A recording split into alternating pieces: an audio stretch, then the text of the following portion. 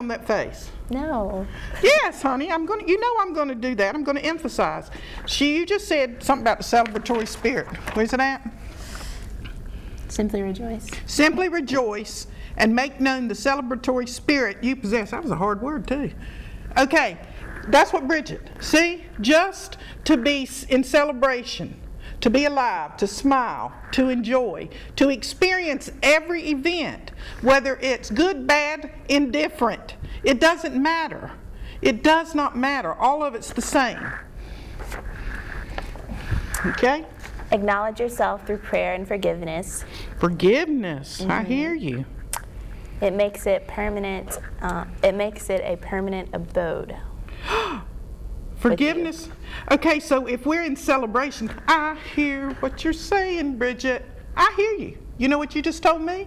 You said that if we pray without ceasing and we pray for nothing, we're just thanking that we are alive and able to experience everything. Yeah.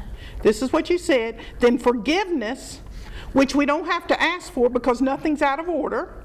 Nothing has been done wrong. Nothing has cheated you, lied, killed, treated you bad. Nothing. So forgiveness is a permanent state of abode, and it's a state of our mind, which is outside of our brain and operates through us. But it makes our abode here so we are in a constant state of knowing that everything is A-okay, darling. All right? Okay. It is easy to forgive when you remember there is nothing to forgive in the first place. It is easy to forgive when you know there's nothing to forgive in the first place. I know there's people that don't want to hear that, but it's the truth. If everything is exactly like it's supposed to be for reasons we can't see, then there's nothing to forgive. And if you're celebrating all the time in your spirit, you are in a constant state of forgiveness, so it's not outside of you, you're one with it. Okay. Yes. When you understand that every event has to occur in your life. Wait a minute. I want you to say that out loud again. Brandy, zoom it in on her. Yes. Take it down, baby. And I want you to read it slowly, like the snake. What I said, because you are being the snake right now. You are being wise and slow and cautious. Okay, go. Zoom it down. When you understand that every event that has ever occurred in your life was a perfect expression of the manifestation of your individual soul's need, you can begin to live your life from an elevated level of cosmic insight. Wow, honey. Wow. Wow, wow, wow. Now that was some pretty words if I ever heard them. When you understand that every event that has ever occurred in your life was a perfect expression of the manifestation of your individual soul's need, you can begin to live your life from an elevated level of cosmic insight. Mitzi, you got that? You got that, honey. You do not encounter anything that does not profit your soul. Wow. You do not encounter anything that does not profit your soul. You cannot interact with portions of yourself reflected in outer events, circumstances, and relationships without realizing the importance of your reactions to these same occurrences. Wait a minute. We had that written down. You told me that, sweetie. You told me that. You told me that somewhere. There it is. What'd you tell me? Experience, alter the situation and reaction. So when we're looking at something and we're trying to judge it and comment on it and make all these gossiping innuendos about it, all in the world that we're doing is offering a distorted, self-vested version of it. We cannot see it clearly because we are not separate from that which we are viewing. Yes, Bridget? Yes. Okay, now I'm going to give it back to you because I love this page.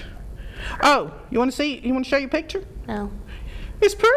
It's Jason. I don't want to show everybody Jason. Well, nobody don't know who Jason is. Jason can might be know who anybody. Jason is. He could be in Raleigh. Well, I thought it was real pretty. It was Jason, and he was standing up against a horse. Okay. Let me see. Here comes a good sentence. Right there, baby. You will, the next sentence. Let me write some stuff. Okay. You will come to know with full... Oh, okay. You will come to know with full measure the inflicted input you alone decide to reveal, but not a news carrier, but face-to-face in agreement. Be not a news carrier. Yeah. Be not a news carrier. But face-to-face in agreement. All right, keep on. Be not a news carrier. This, in fact, is the highest order of known as a powerful or purposeful prayer. Purposeful prayer. I can't say that word. You did say it. Purposeful prayer. What was the purposeful prayer? Show me. Purposeful prayer.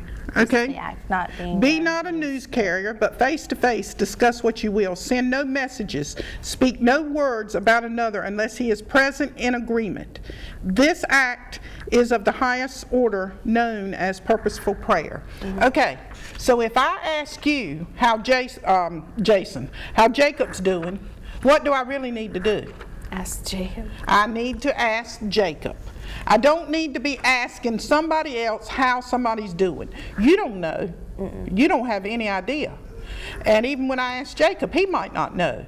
But that's the source. I need to go to him and not be carrying news. All right, Bridget, want to get another paper? Yeah. Which one do, honey? Inside planets. Let's do that. I'm going to come back to this paper. I'm not through with it, though. All right, inside planets. Mars in the 10th house. Let's do it. Mars in the 10th house. Okay. Mars is the planet of action. Okay, it rules Aries. Okay. It is also the planet of passion and talent. So what you're going to be talking about, it's also sexual energy. We always talk about sexual energy as the highest form of spiritual energy available to man. So we're talking about sexual energy, passion, talent. We're also talking about anger. So let's read about it. Okay. He intends to fulfill the task of moving or making himself into a worthy vessel for the common good. Oh, now don't shut that page. Say that again. That's what mortals are here to do. And that's what our passion, that's what our sexual energy, that's what our anger, that's what I say. Sometimes we'll just turn the tables over like Jesus did. But we can't come back and say, why did I do that? I acted so badly. You don't know why you do anything you do. And the moment you think you know, you need to cease immediately because you are so far removed from it. So passion and talent and sexual energy and anger. What are we trying to do? Read that sentence. He intends to fulfill the task of making himself into a worthy vessel for the common good. Okay, he intends to make himself a worthy vessel for the common good. So doesn't that go back that we're learning how to be human? Where'd we write that down at? There it is. We're learning how to be human. We're learning how to be human. We're learning how to pray effectively. We're learning how to praise. We're learning how to be in a state of forgiveness where we don't have anything to forgive. We know that everything is exactly and precisely as it's supposed to be for reasons we can't see. Okay, the next sentence, honey. He gives his all to make this possible. He gives his all. Do you? Not really. All right, you spoke the truth. You spoke the truth. Didn't she do it, Sandy? Do we ever give our all to make this possible? Or are we lazy? We're lazy. We're lazy. But we can't judge whether we're lazy or not. We're just not interested. You know, I wrote something on the internet. For those of you who are interested, you just Google Paula Andrea Pyle or Mode of Cosmic Therapy. And I wrote about that, honey. Laziness does not exist. Laziness does not exist. You just don't have any interest in what it is that you're currently involved in. But anyway, it's on the internet should you be interested in reading it. As he progresses ever closer towards being an example of the way everybody should be, I hear you. he comes into reckoning with the collective limitations, negations, and conditioned ideas of what is right, what is true, and what is indeed. Wow. Okay. Now, what I heard you say, honey, is while we're on this path of being and learning how to be human and how to overcome greed, jealousy, vanity, gluttony, all those things that we're trying to overcome, we come up against what we think we should be and what we should do. What's right and wrong. But they're saying, according to Mars in the 10th house, that we've got to find that out for ourselves. It's through experience alone. Experience alone is going to teach us that. That's all that there is. You can't tell me what I'm supposed to do or what I'm not supposed to do. Like you said about being grounded. Yeah. What point does it prove? Talk about it, really. Well, I mean, since I'm grounded, I mean, I don't really see that there's a point in being grounded because it doesn't really do anything. I mean, you're just under house arrest for a couple days. I mean, like, when I get out, it doesn't mean that I won't do it again. It's not really... I hear you, darling. And that's exactly what that's saying. Because all discipline and all action comes from the experience that you will go through. All that's happening in being grounded is that there's limitations placed upon you.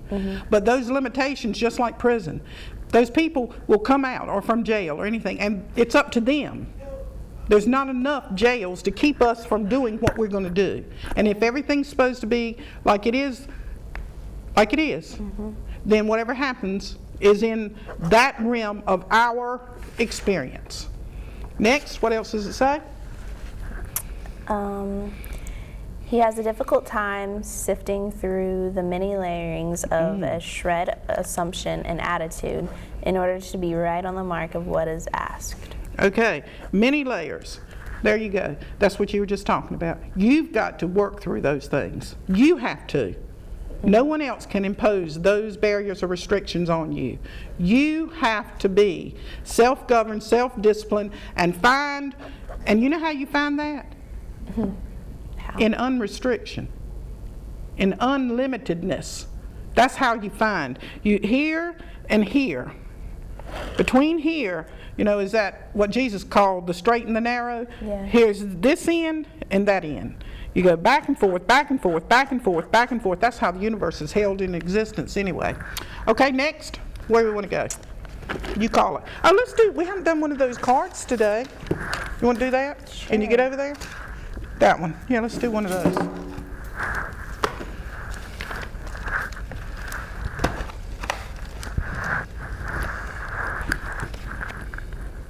Delicate. Or Delegate. Delegate. All right. Pull another one. Delegate. We didn't bring the dictionary today to look up delegate. The Spanish singer. The Spanish singer. All right. You want to read it? You want me to? It doesn't matter. All right. I'll read a little bit of it. Okay. The time to develop your artistic nature has arrived. All right. Get your paper back. Where's your R and your S? You got it on another one? Yeah. Okay. The time to develop. Here. Want purple? No. Okay, get you what color you want. The time to develop your artistic nature has arrived. Whether that be painting, whatever you want to draw or write while I'm doing this, honey, you let it go.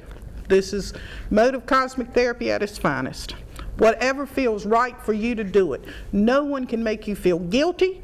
No one can govern you. No one can direct you in any way. No one, ever.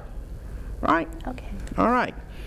Whether that be in painting, sewing, dancing, singing, writing, acting, cooking, whatever be your gift and talent, it is time to bring it out. Okay. All right? What talent you got today?